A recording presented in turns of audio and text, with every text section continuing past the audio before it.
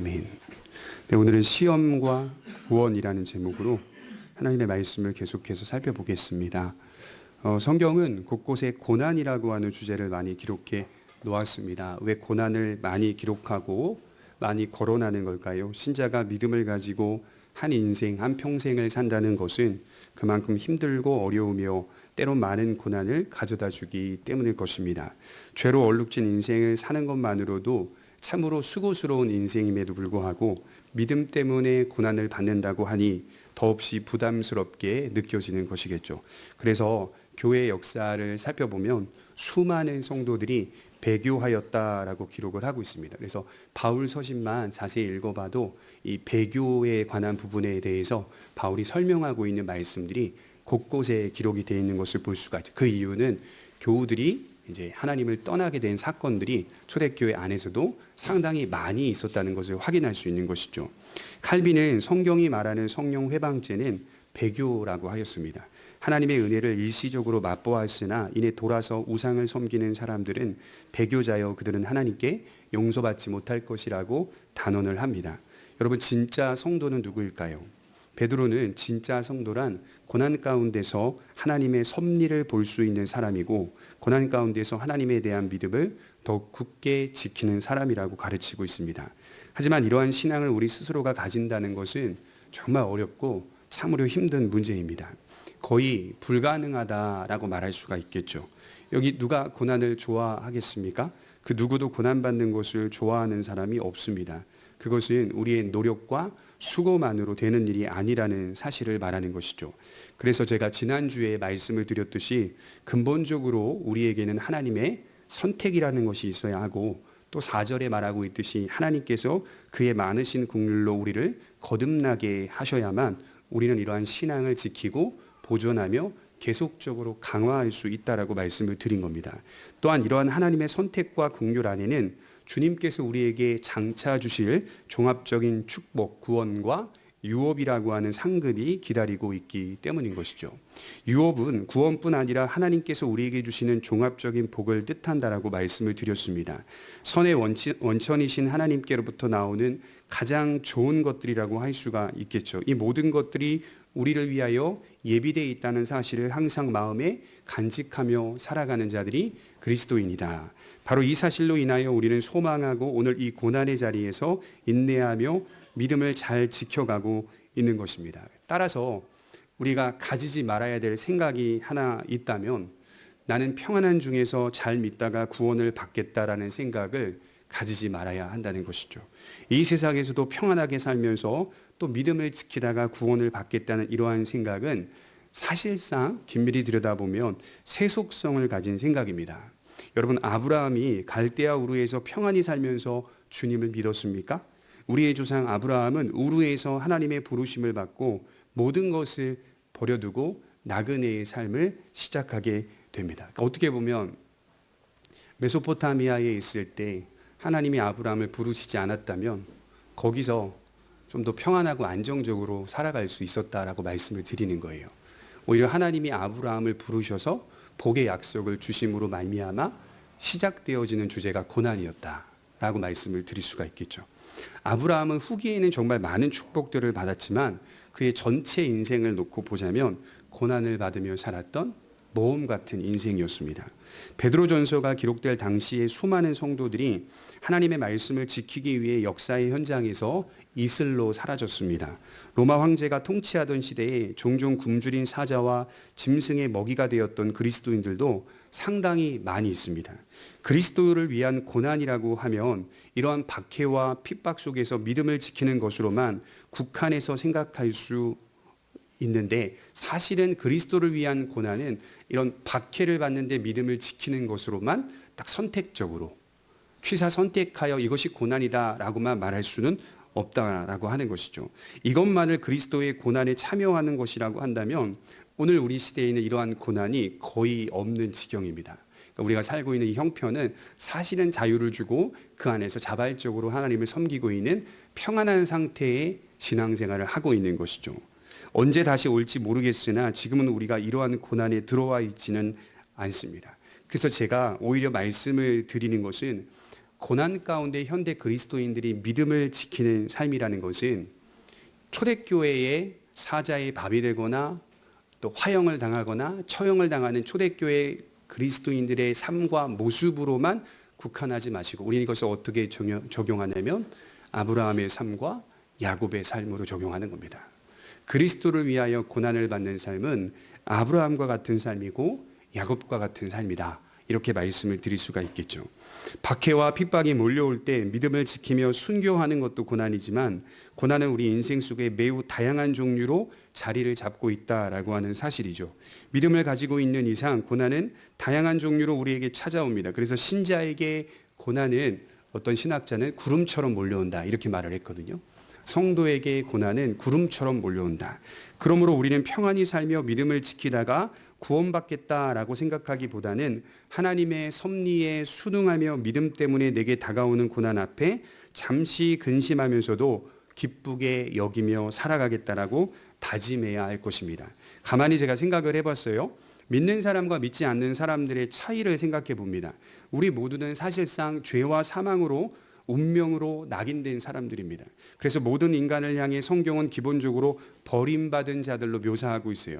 버림받은 자들의 특징은 뭘까요? 완악하고 원망한다는 것입니다. 특히 사람은 고난을 만나게 되면 마음이 더 완고해진다고 해요. 죄인의 이 경향이죠. 마음이 더 완고해지고 더욱 원망하게 된다고 합니다. 그리고 그 원망의 화살을 나 자신에게 두지 않아요. 다른 사람에게 둔다거나 또는 하나님께 겨누게 됩니다.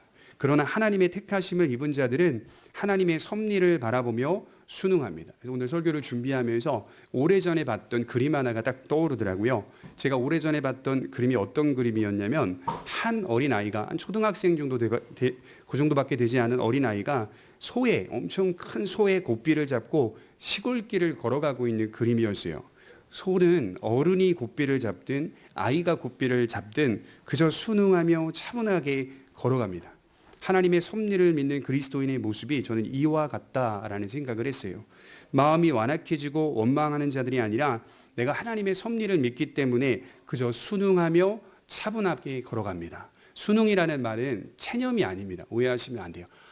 그렇지. 이런 체념이 아니에요. 고난을 만나면 그렇지. 체념하며 가는 게 아니라 순응하는 겁니다. 하나님의 섭리를 믿고 바라고 소망하며 하나님께서 이루실 일들이 분명히 있다는 것을 분명하게 신뢰하며 걸어가는 것. 이것이 순응이죠. 왜냐하면 바라기를 할수록 당사자가 더욱 괴롭기 때문인 것이죠. 여러분, 사도 바울은 예수님을 만나기 전에 그리스도인들을 고발하고 핍박하며 옥에 가두는 일을 앞장서서 한 사람입니다. 그 일의 특심이었다는 사실을 우리는 성경을 통해 확인하게 되는데 사도행전 9장에 보면 주님이 나타나셔서 바울이라고 하는 사울을 만나시고 거기서 굉장히 흥미로운 말씀을 하세요. 사도행전 26장 14절에 보면 바울에게 이렇게 말해요. 우리가 다 땅에 엎드러짐에 내가 소리를 들으니 히브리 방언으로 이르되 사울아 사울아 내가 어찌하여 나를 핍박하느냐 가시채를 뒷발질하기가 내게 고생이니라. 여기서 말하는 가시채라고 하는 단어는 가시돋친 채찍을 의미하는 도구를 뜻합니다. 그것을 발로 차는 일은 너 자신을 상하게 하는 일이라고 하는 겁니다. 그러니까 가시에 대고 발로 차고 있다 이 얘기를 하는 거예요. 네가 지금 하고 있는 일은 너 다리를 상하게 하는 일이고 너 몸을 상하게 하고 있는 일이야. 너만 아프고 고통스러울 뿐이야 라고 하나님은 말씀을 하시는 것이죠. 사울이 하는 일은 스스로를 괴롭히는 일을 하고 있다라고 하는 겁니다. 하나님이 없이 살아가는 인생은 스스로를 괴롭히는 인생입니다. 고난을 만났는데도 더 완고해지고 하나님을 향하여 원망하며 적대적인 감정을 드러내는 일은 스스로를 괴롭히는 일입니다. 그리스도인들은 이와 같은 자세와 태도를 가지지 않습니다. 그래서 오늘 우리가 살펴볼 것은 고난에 대한 바른 이해에 대해서 좀 생각해 보려고 해요. 첫 번째로 보면 다양한 종류의 시험이 있다는 사실을 받아들이는 사람들이 그리스도인입니다. 6절을 한번 볼까요? 6절입니다. 그러므로 너희가 이제 여러 가지 시험으로 말미암아 잠깐 근심하게 되지 않을 수 없으나 오히려 크게 기뻐하는도다. 여기 여러 가지 시험이라고 말을 하는데 이 여러 가지라는 단어 포이킬로스는 다양한 종류라는 의미도 있지만 다양한 색깔이라는 의미도 있습니다. 그러니까 그리스도인들이 인생 가운데 다양한 색깔의 고난을 만나요. 다양한 색깔의 시험을 만난다. 다양한 색깔을 가진 시험이 우리에게 찾아온다는 사실입니다. 칼빈은 이 대목에서 한 차례의 시험이 아니라 여러 차례의 시험이 온다라고 정의를 하고 있더라고요. 성도에게는 여러 차례의 시험이 온다 이렇게 말을 하는 거예요. 그래서 이렇게 번역하고 해석한 칼빈의 이런 의도를 가만히 들여다봤거든요. 칼빈의 생애를 제가 들여다보니까 그런 생각이 문득 들더라고요. 칼빈 스스로도 목회를 하면서 여러 차례의 시험을 마주하기도 했습니다. 그래서 목회 가운데 정말 많은 장로님들이, 정말 많은 성도들이 칼빈을 괴롭혔어요. 목회를 제대로 하지 못하도록 계속적으로 압박을 가해서 너무 힘들었어요. 그런데 목회에서만 어려움이 있었을까?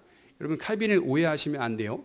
굉장히 목회적 고난과 어려움 속에서 목회를 잘 감당했던 사람, 딱 그렇게 국한해서 생각하시는 분들이 많이 있는데, 칼빈의 삶과 생애를 들여다보면 가정에서도 굉장히 힘들었습니다.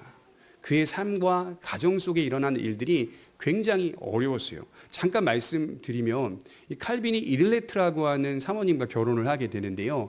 이들레트라고 하는 이 여성분은 이미 과부였던 분이에요. 2명의 자녀를 가지고 계신 분이었습니다. 출산하신 분이었어요. 남편은 일찍 돌아가셨고, 이분이 어디 소속이었냐면 제세레파라고 해서 당시에 칼빈이 굉장히 싫어했던 이단적 종파에 소속된 분이었어요. 그런데 하나님의 섭리 가운데 이들레트를 만나가지고 또 낳은 2 자녀를 자기의 자녀로 받아들이게 됩니다. 그리고 함께 사랑하며 가정을 일구며 살아가다가 이제 한 아이가 이제 임신하게 되고 태어나게 됩니다. 2주 만에 그 아이가 죽어요. 그리고 몇 년 후에 또 다른 아이를 임신하게 됩니다. 그리고 그 아이도 조금 지나서 또 죽어요. 그리고 이들레트가 39 정도 됐을 나이에 3번째 아이를 또 임신하게 됩니다. 그리고 그 아이를 출산하자 조금 있다 그 아이가 죽습니다. 그리고 조금 지나서 이들레트가 이제 몸이 허약하여져서 또 하나님의 부르심을 받습니다. 누구만 남죠? 이들레트가 데리고 온 첫 번째 남편에게 데리고 온 2 자녀만 건강하게 살아가고 있었어요. 마지막 칼빈이 그 자기 아내가 하나님의 부름을 받을 때 손을 잡고 그렇게 얘기했대요. 2 자녀 걱정하지 말라. 내가 성심껏 보살필 거다. 내 자녀이니 걱정하지 말라. 이렇게 얘기를 했다고 해요. 그때 이들레트가 말하기를 나는 이미 하나님께 2 자녀를 맡긴 상태입니다. 괜찮습니다. 라고 하고 이제 그 삶을 마감했다라고 하는 것이 그의 생애에 나옵니다. 칼빈은 평생 동안 뭘 했는지 아십니까? 제네마 교회에서 목회하면서 자신이 낳은 자녀가 아닌 이들레트가 데리고 온 2 자녀를 성심껏 돌봤다고 해요. 칼빈의 목회는 2가지였어요. 2 자녀를 끝까지 책임지고 돌본 목회였고 또 성도들을 돌본 목회였습니다. 칼빈은 늘 여러 가지 시험을 당하면서 주님의 길을 걸어갔던 사람이었다. 그의 결혼 생활은 딱 9년이었다고 합니다. 딱 9년. 서로가 서로를 엄청 많이 사랑하고 엄청나게 많이 배려했다고 해요. 이들레트라고 하는 이 여사님도, 사모님도 믿음이 상당히 좋았다고 해요. 그런데도 이 사모님 역시 칼빈의 동생이 하나 있는데 그 동생이 또 이 사모님을 굉장히 괴롭혔다고 하고, 나중에는 이제 아내가 하나님의 부름을 받고 또 자녀들이 다 부름을 받자 칼빈을 대적했던 많은 사람들이 이런 소문을 내고 다닙니다. 칼빈은 하나님의 저주를 받아서 후손을 남기지 못했다. 그 시대 때에는요, 후손을 못 남기면 저주받은 걸로 생각했던 시대예요. 기본적으로 그게 밑바탕에 깔려있는 문화였기 때문에 늘 이 소문을 달고 다녔고, 칼빈의 아내는 창녀다 이렇게 외치고 다녔대요, 사람들이. 그러니까 그 가운데서 큰 고통을, 압박을 받고 어려움을 겪으면서 목회를 잘 감당하고 지금 우리에게 엄청난 유산을 남긴 겁니다. 대단한 거죠. 55세에 하나님의 부르심을 받았는데 일찍 부름을 받을 만해요. 왜냐하면 모든 것이 다 최선을 다하지 않으면 안 되는 상황이었다. 이렇게 말씀을 드릴 수가 있겠죠. 그만큼 우리 믿음의 선배들도 이와 같이 여러 시험을 받고 통과한 후에 더욱 하나님의 큰 은혜를 받은 사람들이었다라고 하는 것을 볼 수가 있습니다. 또 한 가지 우리가 생각해 볼 것은 시험이 찾아올 때 근심할 수 있다라고 6절에 말하고 있어요. 근심이라는 단어는 슬프다, 불편하다라는 뜻입니다. 이러한 감정과 아픔을 겪는 것이 사실이라는 말입니다. 기계처럼 아무런 감정 없이 시험을 마주하는 게 아니라는 거예요. 시험은 성도들에게 근심을 가져다 주는 겁니다. 그러나 베드로가 분명하게 가르치고 성경이 분명하게 말하고 있듯이 이 세상에서 신자가 겪는 시험은 잠깐이라고 표현을 하고 있어요. 6절에 보면 잠깐이라는 표현을 넣고 있어요. 영원히 살아갈 생명의 시간 속에서 대조를 해보니까 일시적인 것일 뿐이다, 이렇게 말하고 있는 거죠. 아무리 극심한 시험이라도 잠시 있다가 지나간다고 하니까 우리에게 위로를 줄 수 있는 것입니다. 그래서 본문을 자세히 보시면 이 본문 전체가 굉장히 무거운 주제, 고난을 말하고 있지만 암울한 관점으로 고난을 기록하지 않고 소망의 관점으로 고난을 해석하고 있다는 사실입니다. 특히 눈여겨볼 단어가 근심과 기쁨이라는 6절에 나오는 두 단어입니다. 그리스도인들이 시험을 이 세상에서 받는데 근심할 수 있으나 오히려 크게 기뻐한다고 하니 이 양가 감정이 사실은 서로 모순되는 감정입니다. 자세히 들여다보면 이게 서로 어울리지 않는 감정입니다. 고난 앞에서 근심하면 근심하는 것이지 왜 기뻐하고 있는가, 이런 의문이 들 수밖에 없습니다. 이 두 가지 감정이 그리스도인들에게만, 세상 사람들이 이런 감정 없어요. 그리스도인들에게만 아주 훌륭하게 공존하고 있다는 사실입니다. 먼저는 믿음을 가진 신자라고 해서 고난 가운데 근심을 느끼지 못하는 게 아닙니다. 여러분, 우리는 목석이 아니에요. 슬픔에 동요되지 않는 기계적인 존재가 아닙니다. 상처를 입지 않는 존재도 아닙니다. 인간의 기본적인 감정이 박탈된 상태가 아니라는 말이에요. 저 같은 경우도 사람에게 상처를 받으면요, 예를 들어서 어떤 목사님에게, 선배 목사님에게 상처를 받았어요. 분노가 치밀어가지고 그 몇 개월의 시간 동안 분노에 휩싸여 살았던 적이 있습니다. 잠도 잘 안 오고 며칠 동안은 정말 일어났다 깼다 일어났다 계속 반복하면서 엄청 힘들었던 시간이 있습니다. 시간이 지나고 나서 제가 그분을 미워했는가? 아닙니다. 하나님 앞에 기도하면서 이미 용서했습니다. 그런데도 지금도 눈에 띄면 지금도 그 불편한 감정이 올라올 때가 있습니다. 사람이 받은 상처가 때로는 이렇게 인생 속에 길게 가는 경우도 있단 말이에요. 우리는 그런 목석들이 아닙니다. 그래서 우리가 조심해야 할 것이 뭐냐면 다른 사람들을 위로한답시고 고난 중에 있는 사람에게 쉽사리 믿음의 말을 던져서 극복하라는 식으로 말해서는 안 됩니다. 그저 슬퍼하는 상태에 놓인 성도가 있다면 함께 울어주고 기도해 주시면 되는 거예요. 왜 일어나지 못하는가? 쉽사리 판단하고 정죄해서는 안 됩니다. 그것은 매우 잘못된 것입니다. 그리스도인들도 고난 앞에서 근심의 감정들을 느끼는 겁니다. 그런데 제가 좀 전에 말씀드렸죠. 양가 감정이 공존하고 있다고, 기쁨이라고 하는 것이 공존돼 있으니 극복한다는 말씀을 베드로가 하는 거예요. 다르게 표현하자면 지금 겪고 있는 고난의 근심이 그리스도 안에서 누리고 있는 신자의 기쁨을 감소시키지 않고 그리스도의 기쁨이 근심에게 자리를 내어주지 않는다는 뜻입니다. 근심의 감정이 클 뿐이지 우리 안에 변함없는 기쁨의 자리가 존재한다는 것입니다. 다른 사람들이 나를 미워해? 다른 사람들이 나를 싫어해? 그러나 그분은 나를 사랑하신다. 극복이 된다는 거예요. 한시적인 환경에 의해서 기쁨이 소멸되지 않는다고 말씀을 하는 겁니다. 여러분, 이런 기쁨이 왜 가능한 걸까요? 한번 생각해 보세요. 왜 이 기쁨이 내 안에서 가능한 걸까요? 하나님과의 변하지 않는 관계가 형성되어 있기 때문입니다. 아버지와의 변하지 않는 관계가 형성되어 있기 때문에 이런 기쁨은 자리를 내어주지 않는 거예요. 고난 앞에 슬픔을 경험하면서도 끊임없이 기뻐할 수 있는 사람들이 그리스도인입니다. 그래서 8절 하반절에 보면 뭐라고 말하냐면 말할 수 없는 영광스러운 즐거움으로 기뻐하니, 여기 말할 수 없는 이라는 말은 고난 중에서 근심하며 도리어 기뻐하는 이 감정은 흔히 이 세상에서 또는 자연법에서 도무지 발견할 수 없는 감정이라서 이렇게 표현한다, 이런 뜻입니다.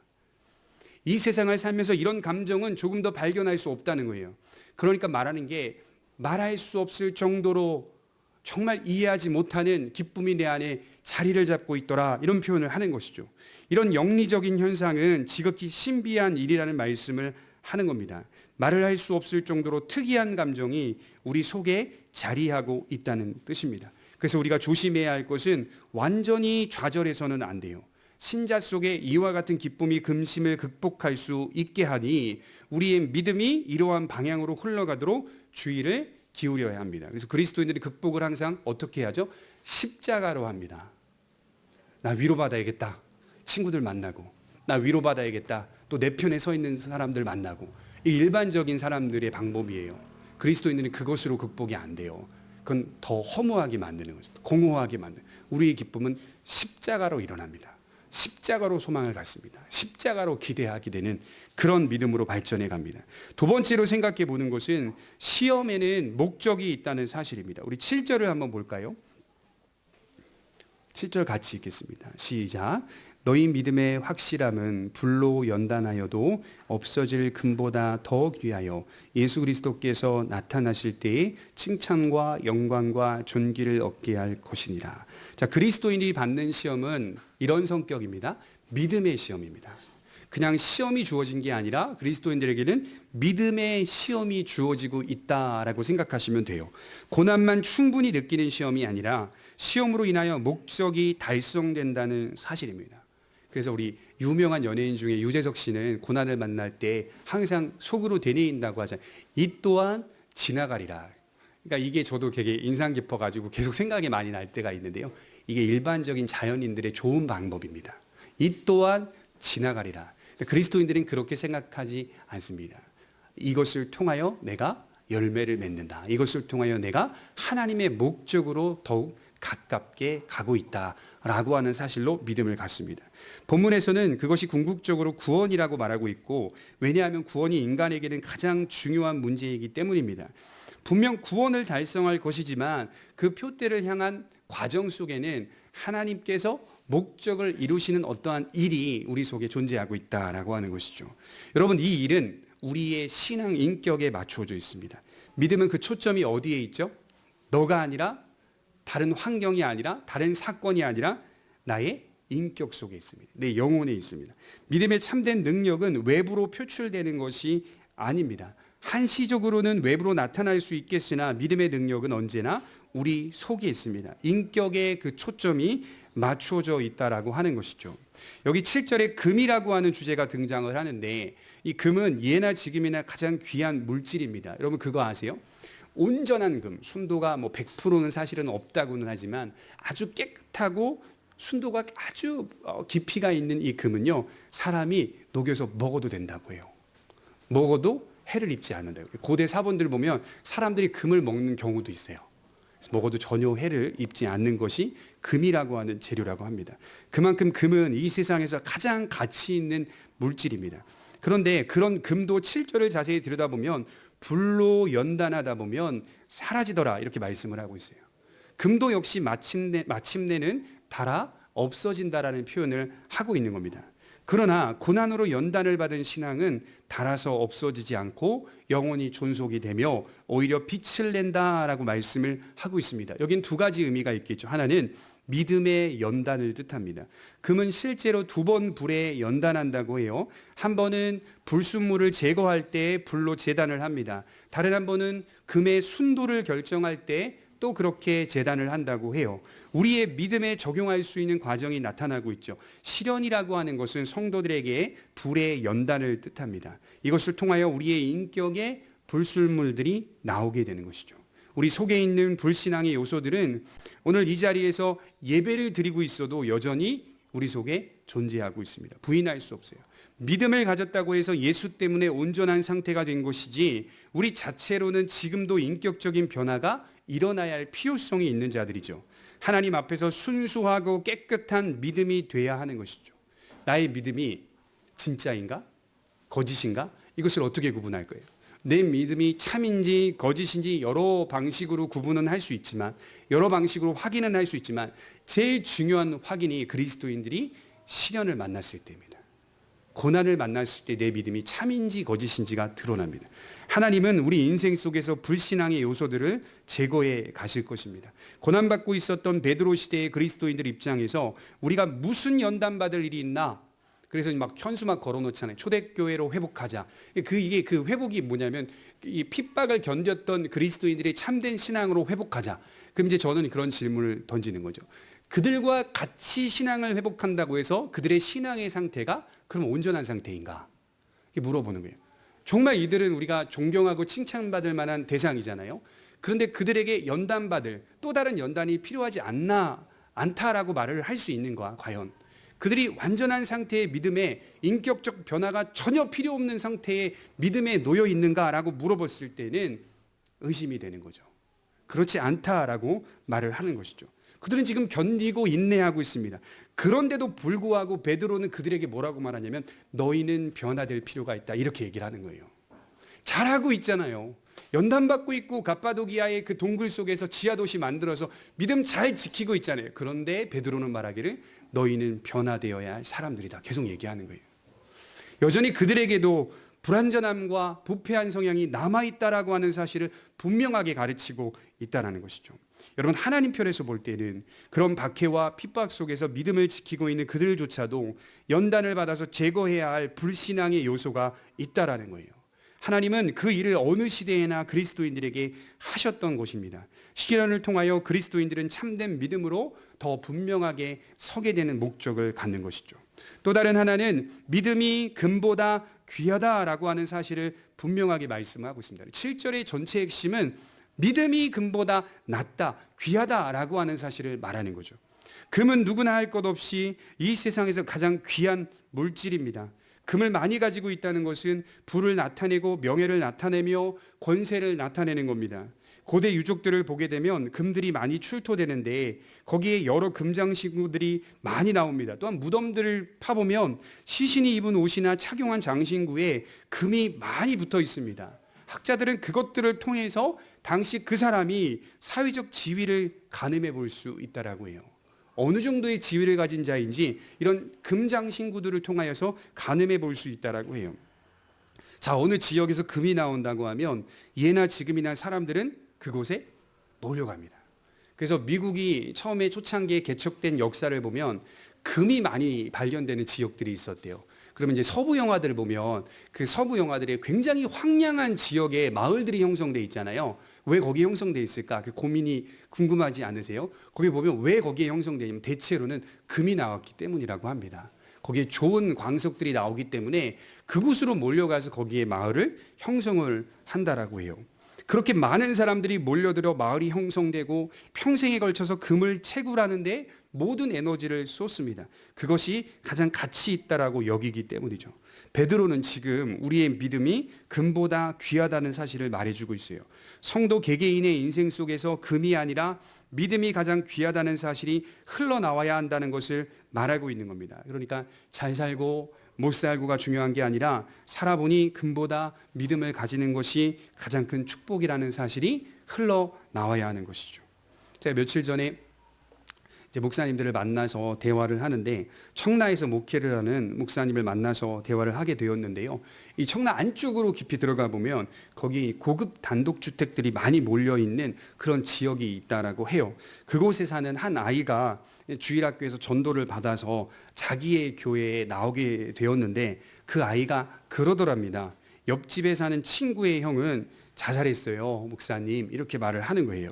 생활적으로 보자면 굉장히 안정적인 지역이고 또 그 지역에 연예인들도 살고 있고 굉장히 그 정말 편의가 좋고 굉장히 안정적인 지역이고 안정적인 삶이고 여유로운 그런 환경인데도 그 어린아이가 자살을 했다는 것이 정말 이해가 가지 않았다는 거예요. 교회를 다니면서 지금 전도된 아이가 조금씩 달라지는 것을 보고 교회 다니지 않는 부모가 우리 아이가 그런 아이가 아닌데 내가 지금 이 아이를 키웠는데 자기가 부모인데도 우리 아이가 그런 아이가 아닌데 교회에서 이렇게 잘 지내고 있습니다 라고 말을 했더니 너무 놀란다고 해요. 아이가 조금씩 달라지고 있다는, 교회를 다니면서 달라지고 있다는 것에 부모가 목사님께 감사를 하더랍니다. 그래도 부모는 교회를 안 나오겠죠. 대체로 그래도 교회는 안 나옵니다. 좋은 곳에 산다는 것이 그런 생각을 했어요. 좋은 곳에 산다는 것이 좋은 마음을 갖게 하거나 좋은 삶을 보장하지 않습니다. 좋은 사람이 되도록 만들어주지도 못합니다. 지나온 시간을 돌아보면서 제가 만났던 여러 권사님들과 장로님들과 집사님들을 보면 그분들의 입술에서 살면서 그래도 믿음이 가장 소중하고 중요하다는 사실을 깨달았다는 고백을 듣노라면 제 마음에 정말 큰 감동이 밀려옵니다. 제가 부교육자 시절에 전도사로 사역을 할 때 이제 그 새벽 예배를 마치고 이렇게 저기 용현동에 있는 무슨 해장국집, 되게 유명한 해장국집이 있는데 거기에 이제 식사 대접을 하신다고 목사님과 이제 부교육자들 다 데리고 함께 이렇게 차로 이동을 하는데 운전을 하시는 장로님이 그러시는 거예요. 목사님, 그래도 사업을 하시는 분인데 그래도 정말 믿음이 귀합니다. 제가 지금까지 살면서 느끼지만 그래도 믿음보다 더 귀한 것은 세상에는 없습니다. 이렇게 말씀을 하면서 운전을 하면서 이제 기뻐하며 가시는 그 장면이, 그 모습이 지금도 정말 제 마음속에 인상 깊게 남습니다. 이런 고백들을 듣노라면 진짜 고백입니다. 이 고백이 툭 튀어나와야 돼요. 여러분, 지금 우리는 다 금을 쫓으며 살아가는 삶이 될 수도 있어요. 또 그걸 더 좋아하는 경향이 순간적으로 나타날 수도 있어요. 그러나 그런 시간들을 통과하면서 우리가 겪은 건 뭐냐면 금보다 믿음이 귀하다라고 하는 사실이 우리 삶에서 고백되어지고 있다는 건 정말 훌륭한 믿음이라고 말씀을 드릴 수가 있다는 것이죠. 금보다 귀한 믿음이 우리에게 주어져 있다는 사실이 가장 귀한 소망입니다. 그래서 1장 21절에 보면 이런 말 베드로가 하고 있죠. 너희는 그를 죽은 자 가운데서 살리시고 영광을 주신 하나님을 그리스도로 말미암아 믿는 자니 너희 믿음과 소망이 어디에 있다고요? 하나님께 있게 하셨느니라. 우리의 모든 좋은 것들은 다 하나님께 있어야 됩니다. 소망이 다 하나님께 있게 하셨다. 우리 마음 상태가 이미 거기에 놓여 있는 자들이다. 베드로는 8절에 뭐라고 말하냐면 예수를 너희가 보지 못하였으나 사랑하는도다. 설교를 준비하면서 제 마음에 굉장히 뭉클했던 한 구절이 바로 이 구절이 예수를 너희가 보지 못하였으나 사랑하는도다. 이렇게 제가 물어볼 수 있어요. 여러분들 예수님 보셨습니까? 여러분들이 예수님을 못 보신 것처럼 초대교회 사람들 예수님 본 적이 없습니다. 초대교회 성도들 보신 것 같죠? 없어요. 베드로는 봤어요. 부활하신 주님도 봤어요. 승천하신 주님도 봤어요. 그러나 지금 이 편지를 받고 있는 갑바도기아, 본도, 아시아, 비두니아라고 하는 지역에 있는 크리스찬들은 예수를 만난 적도 없어요. 본 적도 없어요. 그저 기다리는 자로 서 있습니다. 뭐라고 말합니까? 보지 못하였으나 사랑하는 거다. 진짜 믿음이죠. 과거나 현재나 당시 그리스도인들은 예수님을 만난 적 없습니다. 사도들이 전한 복음을 통하여 주님을 만났습니다. 베드로는 보았으나 대다수 성도들은 보지 못하였습니다. 그러나 그들은 사랑하고 있습니다. 여러분, 주님의 말씀이 기억이 나죠. 요한복음 20장 29절에 보면 예수께서 이르시되 너는 나를 본고로 믿느냐? 보지 못하고 믿는 자들은 복되도다 하시니라. 주님은 이 말씀을 어떤 차원에서 하신 거냐면 보지 못하고 믿는 자들은 복되다 분명하게 선언하면서 장차 될 일들을 예언하고 계시는 거예요. 교회가 다 어떻게 형성되는지 아느냐? 보지 못하고 믿는 자들로 형성된다. 지금 성취되고 있는 장면을 우리가 지금 목격하고 있는 거예요. 보지 않은 자들이 믿게 되는 일들이 약속되어지고 그 약속의 말씀이 성취되고 있는 장면을 보고 있는 겁니다. 칼빈은 이런 말을 했어요. 사랑의 원인은 믿음이다. 이렇게 얘기했어요. 사랑의 원인은 믿음이다. 우리가 사랑을 왜 하죠? 믿음으로 하는 겁니다. 사랑을 믿음으로 한다. 하나님께서 그의 백성들에게 믿음을 주시니 그들이 주님을 사랑하고 있습니다. 그래서 저도 이제 인간관계를 보면 누군가가 실수하고 누군가가 마음을 불쾌하게 해요. 그 사람을 제가 모르는 사람이라면 그냥 불쾌한 곳으로 제 마음을 표출해요. 근데 제가 그 사람을 긴 시간, 원래 사람은 길게 만나봐야 알거든요. 긴 시간 동안, 그리고 저는 제 나름대로 편견을 갖기로는 처음부터 잘해주는 사람은 일단 멀리해요. 저는 그런 성향이 있거든요. 처음에 약간 저한테 불편하게 대하는 사람들은 진국일 가능성이 크다 이렇게 생각을 하거든요. 군대에서 제가 이게 자리 잡은 거예요. 너무 잘해주는 사람이 너무 힘들게 했던 걸 많이 경험하니까 처음에 낯설게 대했던 사람이 시간이 갈수록 굉장히 좋은 사람이라는 걸 너무 많이 발견해가지고요. 그렇게 대하긴 하는데 긴 시간 동안 그 사람을 어느 정도 알게 되면 그 관계 가운데 그 사람이 조금의 어떤 아픔을 주거나 슬픔을 준다 하더라도요. 그 사람은 그런 사람 원래 아니야. 이렇게 나오거든요. 저는. 원래 그런 사람 아니거든. 이렇게 가거든요. 그 사람 원래 좋은 사람이거든. 이렇게 말을 하니까 그게 저의 불편함들을 다 해소해 줘요. 제가 그 사람을 알고 있고 그 사람의 의도와 본의를 아니까. 우린 다 실수할 수 있는 사람입니다. 이게 뭐냐면 사랑의 원인은 믿음이기 때문에 믿음. 그 사람에 대한 믿음을 갖고 있기 때문에 사랑하려고 애쓰는 겁니다. 사랑이 나오는 것도 있지만 사랑하려고 애를 쓰게 되는 것이죠. 그러나 이제 배반을 하게 되면 엄청난 상처를 서로가 받게 되는 일도 우리 관계 속에 있는 것이죠. 자, 우리의 믿음을 두고 보자면 사랑의 원인은 믿음이다라고 말을 하는 거예요. 우리가 하나님을 사랑합니다. 왜 사랑합니까? 믿음으로 사랑하는 겁니다. 믿음으로. 이 사랑은 그들이 주님을 사랑하는 그들의 믿음이요 동시에 목자가 그의 양들을 이끄시기 때문입니다. 자기에게로 계속 하나님께서 이끌고 계시기 때문에 믿음으로 하나님을 사랑하게 되는 것이죠. 보여지거나 만져지는 것도 아니고 현실은 녹록치 않음에도 왜 믿음을 포기하지 않고 믿음을 지키는가라고 물어본다면 그것은 하나님께서 우리를 이끌어주고 계시기 때문이다. 사랑이 감소되지 않는 거예요. 하나님께서 이스라엘의 역사 가운데 정말 많은 사건을 통하여 지키시고 보살피시며 건져내셨습니다. 그런데 성경 곳곳에 보면 하나님의 보호가 없는데도 어려운 형편에서 하나님을 끝까지 사랑한 사람들도 많이 등장하고 있습니다. 때론 하나님께서 이 세상에서 보여지게 건지시는 경우가 있습니다. 구약과 신약을 보면 여러 사건을 통하여서 위기의 상황에서 하나님이 그들을 구원하시는 일, 건져내시는 일들이 굉장히 많이 있습니다. 그러나 때론 하나님께서 고난을 허용하시고 설계하셔서 믿음의 시험을 가하실 때도 있습니다. 이 두 경우 모두 하나님의 선하신 뜻에서 일어나는 겁니다. 이 모양 저 모양으로 신자의 삶이 나타나는데 끝까지 주님을 사랑한다고 말씀을 드리는 거예요. 그래서 바울은 고린도후서 5장 7절에 뭐라고 말하냐면 우리가 믿음으로 행하고 보는 것으로 행하지 아니함이로라. 저와 여러분들은 어떻게 행해야 되는 사람이냐면 보는 것으로 행하지 않아요. 우리는 믿음으로 판단하고 믿음으로 행하는 사람이다. 이렇게 말씀을 한다는 겁니다. 우리의 마음의 눈을 밝히셨기 때문에 우리는 보는 것으로 나타나는 것으로 판단하지 않고 믿음으로 행합니다. 우리의 시야는 높은 곳을 바라보고 있습니다. 이것이 저와 여러분들의 인생 속에 가장 귀한 가치가 되기를 바랍니다. 마지막 세 번째로는 영혼의 구원을 받는 것이 시험의 최종적인 목표라고 말씀을 하고 있어요. 우리 9절을 볼까요? 우리 9절을 같이 읽겠습니다. 시작. 믿음의 결국 곧 영혼의 구원을 받음이라. 자, 아무리 강조해도 지나치지 않는 것이 뭘까요? 영혼의 구원입니다. 그리스도인의 목적이 뭘까요? 구원입니다. 여기 나와서 예배를 드리는 우리 성도님들의 목적이 뭐죠? 구원입니다. 도덕적인 사람 되거나 윤리적인 사람이 되거나 교양 있는 사람 되려고 나오는 게 아닙니다. 그래서 믿지 않는 분들 중에 나름 배웠다고 하는 분들이 교회 나가는 이유가 뭐냐라고 말하면 거듭나기 위해 이렇게 말하는 분들이 많이 없더라고요.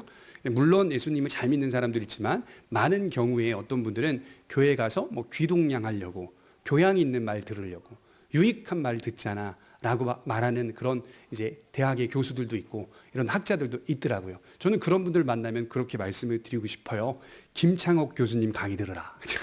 교회 나오지 말고 정말 강의가 좋거든요. 김창옥 교수님 강의들 요즘 콘서트들도 막 하고 다니. 거기 티켓 돈 주고 사가 거기 가서 들으라. 굉장히 큰 철학이 담긴 얘기들 많다. 교회 나오는 이유가 뭐냐? 교양 있는 사람 되는 게 아닙니다. 도덕적 사람 되는 것도 아닙니다. 우리는 영혼의 구원을 받기 위해 나오는 겁니다. 우리가 사는 이 짧은 생이 아니라 영원한 구원을 향해 가는 사람들로 우리는 모인 겁니다.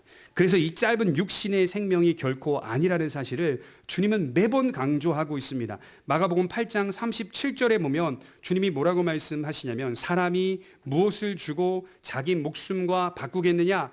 여기 말하는 목숨이 가리키는 것은 부활의 생명을 뜻합니다. 이 육체의 생명을 말하는 게 아니라 영원히 살아갈 목숨을 말하는 거예요. 이것이 가장 귀한 것임을 아는 자는 이 세상 그 무엇과도 바꾸지 않는다는 거예요.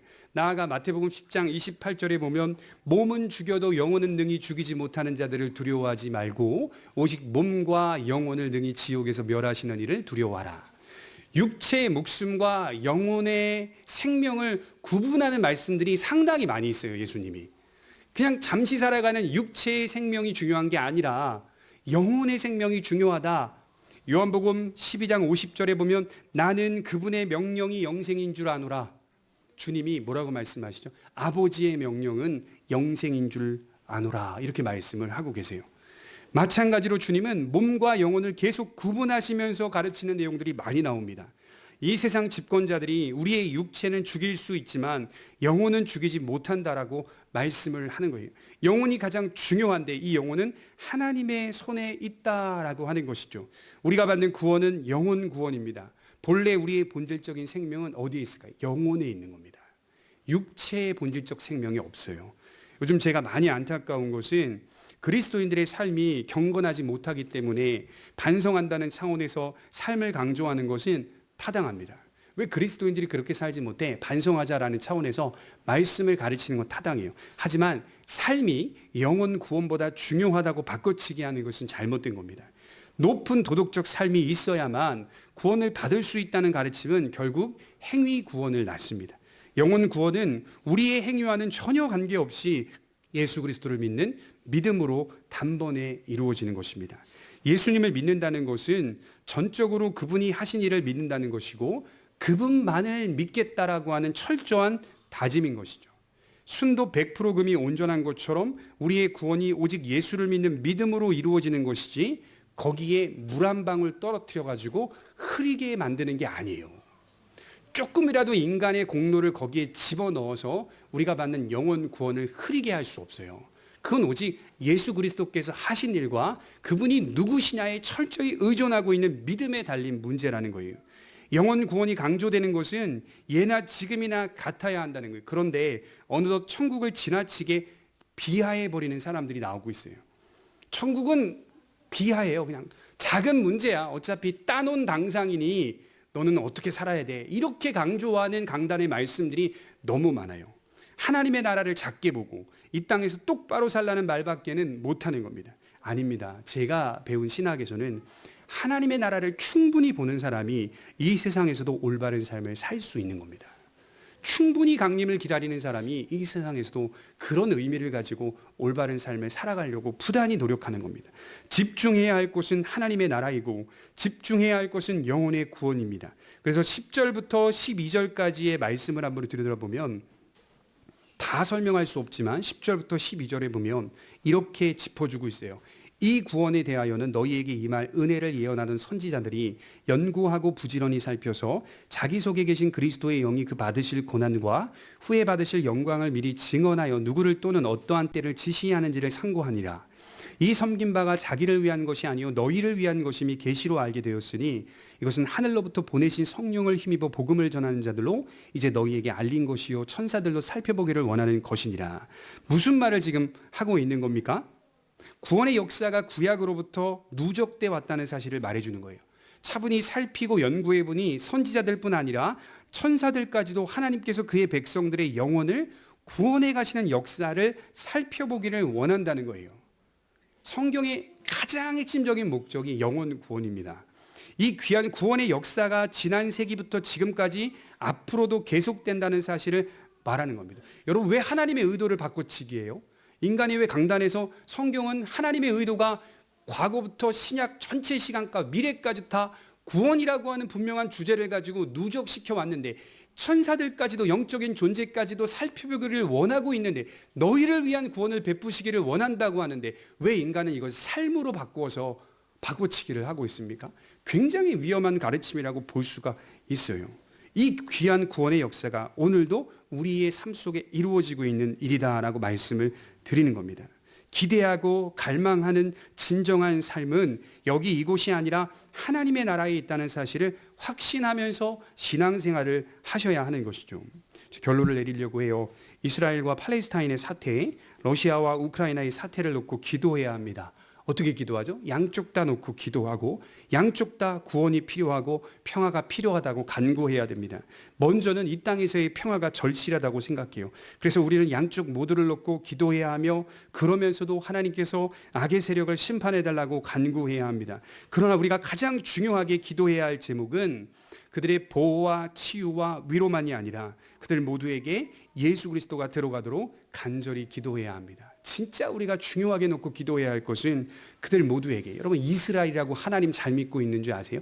아닙니다. 성경에 예전에 있었던 그 이스라엘이 아니에요. 지금은 그 유대인들이. 지금은 예수 그리스도를 받아들이지 않는 사람들로 형성된 나라 아닙니까? 그들에게도 팔레스타인에게도 예수 그리스도가 들어가도록, 예수 그리스도만이 답이 되도록. 그래서 그런 전쟁의 사태의 기사들이 나오면 댓글들이 나오는데요. 유심히 봤던 댓글들이 그 인간은 진짜 답이 없다. 다 거기에 다 좋아요를 막 누르고 있는 사람들, 거기에 또 댓글을, 인간은 진짜 답이 없는 겁니다.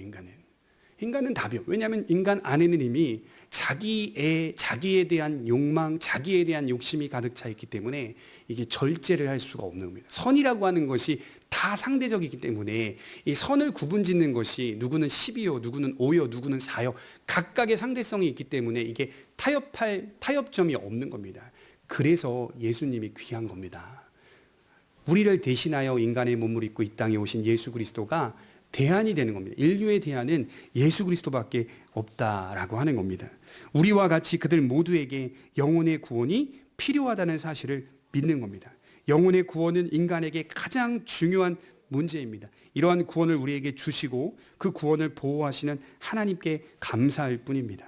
그래서 우리 모두가 시험을 잘 통과하셔서 마침내 말할 수 없을 정도로 영광스러운 큰 구원을 다 누리시고 받으시는 삶이 되시기를 주님의 이름으로 축원합니다. 기도합니다.